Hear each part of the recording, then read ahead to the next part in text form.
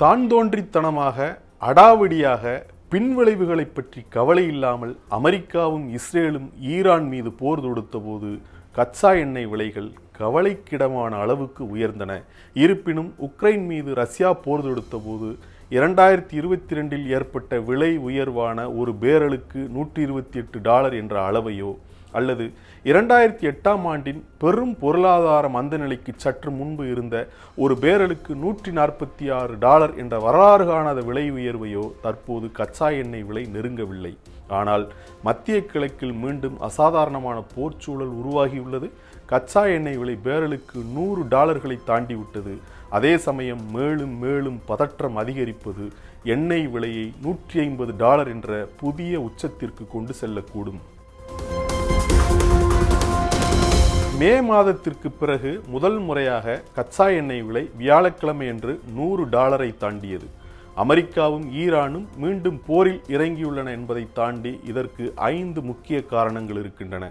செங்கடலையும் Aden வளைகுடாவையும் இணைக்கும் pop அல் மந்தாப் நீரிணையை Houthi கிளர்ச்சியாளர்கள் முடக்கியுள்ளது முதல் காரணம். ஹோர்முஸ் நீரிணையில் எண்ணெய் கப்பல்கள் மீது ஈரான் நடத்திய தாக்குதல்களால் அந்த முக்கிய நீர்வழிப்பாதை வழியாக செல்லும் பெரும்பாலான கச்சா எண்ணெய் போக்குவரத்து முடங்கியுள்ளது. எனவே கச்சா எண்ணெய் சந்தையானது ஒரு மாற்று வழியை கையாண்டது. வழக்கமாக பாரசீக வளைகுடா வழியாக செல்ல வேண்டிய சுமார் 70 லட்சம் பேரல் எண்ணெய் குழாய் மூலமாக செங்கடலுக்கு அனுப்பப்பட்டு உலக சந்தைக்கு விநியோகம் நடைபெற்றது. தற்போது அந்த குழாய் வழி மாற்றுப்பாதைகளும் பாதிப்புக்குள்ளாகியுள்ளன. பாப் அல் மந்தாப் நீரிணையில் ஹவுதி கிளர்ச்சியாளர்கள் முற்றுகை விதித்துள்ளனர். எனவே நாள் ஒன்றுக்கு சுமார் 50 லட்சம் பேரல் சவுதி கச்சா எண்ணெய் வெளியேறுவதற்கான மற்றொரு வழியும் தடைபட்டுள்ளது. சவுதி அரேபியா கச்சா எண்ணெயை சூயஸ் கால்வாய் வழியாக வடக்கு நோக்கி திருப்பிவிட முடியும். ஆனால் சூயஸ் கால்வாயின் ஆழம் குறைவு என்பதால் மிகப்பெரிய முழுமையாக கச்சா எண்ணெய் ஏற்றப்பட்ட எண்ணெய் கப்பல்களால் அந்த வழியில் செல்ல முடியாது. ஒருவேளை எண்ணெய் சிறிய கப்பல்களில் ஏற்றப்பட்டாலும் மத்திய தரைக்கடல் வழியாகவும் ஆப்பிரிக்காவை சுற்றியும் செல்வது வழக்கமான 4 வார பயணத்தை 8 வார பயணமாக மாற்றிவிடும். கச்சா எண்ணெய் விலை ஏறுமுகத்தில் இருப்பதற்கு இரண்டாவது காரணம் சரக்கு கப்பல்களுக்கான காப்பீட்டு நெருக்கடிகள். போரின் போது ஹோர்முஸ் நீரிணை வழியாக சென்ற கப்பல்கள் அதிக காப்பீட்டு கட்டணங்களை செலுத்த வேண்டியிருந்தது. ஆனால் பாதிப்புகள் ஏற்பட்ட போது காப்பீட்டு தொகையை உத்தரவாதமாக பெற முடிந்தது. ஆனால் தற்போது ஹோர்முஸ் நீரிணையிலிருந்து வெளியேறும் கப்பல்கள் இன்சூரன்ஸ் பாலிசிகளை பெற முடியுமா என்பது கேள்விக்குறியாகியுள்ளது. இதற்கு ஈரான் மட்டுமல்ல, அமெரிக்காவின் மோசமான பிடிவாதமும் காரணம்.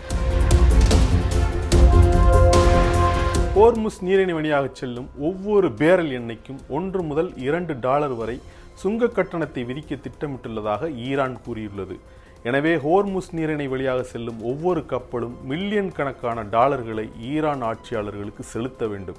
அதே சமயம் ஈரானுக்கு சுங்க கட்டணம் செலுத்துவது அமெரிக்கா விதித்துள்ள பொருளாதார தடைகளுக்கு எதிரானது என்பதால் அத்தகைய கப்பல்களின் இன்சூரன்ஸ் பாலிசிகள் செல்லாததாகிவிடும். சரி, கட்டணம் செலுத்தாமலே ஹோர்முஸ் நீரிணையை கடக்கலாம் என முயற்சிக்கும் கப்பல்களை ஈரான் தாக்கும். இத்தகைய எரியும் நெருப்பில் உக்ரைனும் சேர்ந்து எண்ணெய் ஊற்றியுள்ளது என்பதுதான் மூன்றாவது காரணம். கருங்கடலில் உள்ள ரஷ்ய எண்ணெய் சுத்திகரிப்பு நிலையங்கள் மீதும் காஸ்பியன் குழாய் வழி கூட்டமைப்பு கச்சா எண்ணெய் முனையத்தின் மீதும் அண்மையில் உக்ரைன் ட்ரோன் தாக்குதல் நடத்தியது. இந்த தாக்குதல்களால் ரஷ்யாவில் எரிபொருள் பற்றாக்குறை ஏற்பட்டு அந்நாடு டீசல் ஏற்றுமதிக்கு தடை விதித்தது. இதனால் சந்தைக்கு வர வேண்டிய டீசல் பெருமளவு குறைந்தது. இந்த தடைக்கு முன்பு ரஷ்யா நாள் ஒன்றுக்கு 8 லட்சம் பேரல் டீசலை ஏற்றுமதி செய்து வந்தது. இது உலகின் டீசல் ஏற்றுமதியில் 12 விழுக்காடு ஆகும். ஆக 12 விழுக்காடு டீசல் வரத்து முடங்கிவிட்டது. உக்ரைனின் கருங்கடல் தாக்குதல்கள் மிக மோசமான நேரத்தில் கச்சா எண்ணெய் விநியோகத்தை பாதித்துள்ளன. உலக சந்தைக்கு அதிக அளவு கச்சா எண்ணெய் காஸ்பியன் குழாய் வழி வருவதில்லை. ஆனால் ஹோர்முஸ் நீரிணை வழியாக வரும் லட்சக்கணக்கான பேரல்கள் கச்சா எண்ணெய் விநியோக வழிகள் மூடப்பட்டுள்ள வேளையில் இந்த தாக்குதல் நிகழ்ந்துள்ளது. எனவே உலகளாவிய எண்ணெய் சந்தைக்கு நாள்தோறும் வரவேண்டிய 17 லட்சம் பேரல்களும் வராமல் போய்விட்டன. நான்காவது காரணம், ஈரான் போரின் தொடக்கத்தில் இருந்த நிலைக்கும் தற்போதைய நிலைக்கும் இடையில் மிக அடிப்படையான வேறுபாடு உள்ளது. போருக்கு முன்பு உலகளாவிய சேமிப்பில் இருந்த கச்சா எண்ணெய் அளவு வரலாற்று உச்சத்தில் இருந்தது. இதில் கொஞ்சம் கொஞ்சமாக எடுக்கப்பட்டு கடந்த 5 மாதங்களில் 1.3 பில்லியன் பேரல்கள் செலவிடப்பட்டுள்ளது. அது மட்டுமல்ல, கடந்த ஜூன் மாதம் குறுகிய கால போர் நிறுத்த ஒப்பந்தத்தின் போது 20 கோடி பேரல்களுக்கும் அதிகமான கச்சா எண்ணெய் ஹோர்முஸ் நீரிணையிலிருந்து வெளியேறியது. தற்போது அதற்கும் வாய்ப்பில்லை. ஐந்தாவது காரணம், கடந்த 5 மாதங்களில் ஒருபுறம் கச்சா எண்ணெய் சப்ளை சரிந்தாலும் மறுபுறம் அதற்கேற்ப தேவையும் சரிந்தது. தேவை சரிந்ததற்கு அதிக அளவில் கச்சா எண்ணெய் இறக்குமதி செய்யும் நாடான சீனாவின் தொலைநோக்கு பார்வை முக்கிய காரணம். அதிக விலையில் அதிக அளவில் இறக்குமதி செய்ய வேண்டி இருக்கும் என்பதை முன்னுணர்ந்து போருக்கு முன்பே சீனா எண்ணெயை சேமித்து வைத்திருந்தது. ஆனால் சீனா இனி கையிருப்புகளை இந்த அளவிற்கு நம்பியிருக்க முடியாது. இந்த 5 காரணங்கள் கச்சா எண்ணெய் சந்தை சீர்குலைவுக்கு ஒரு காலக்கெடுவை விதித்துள்ளன. ஆகவே தற்போது கச்சா எண்ணெய் சந்தை காலக்கெடுவுக்கு எதிரான ஒரு ஓட்டப்பந்தயத்தில் உள்ளது. கச்சா எண்ணெய் விலை $100 தாண்டியுள்ள போதிலும் ஒப்பீட்டளவில் கட்டுக்குள் இருப்பதாகவே அர்த்தம். ஆனால் இதே நிலை தொடர்ந்தால் விலைகள் தொடர்ந்து உயரும்.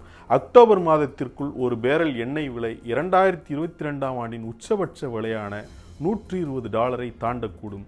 மத்திய கிழக்கு தழுவிய ஒரு முழுமையான போர் வெடித்தால் ஒரு பேரல் எண்ணெயின் விலை $150க்கு மேல் ஒரு புதிய சாதனை அளவை எட்டக்கூடும். ஆனால் நமக்கு மிகப்பெரிய வேதனை என்பது சொல்லித் தெரிய வேண்டியதில்லை.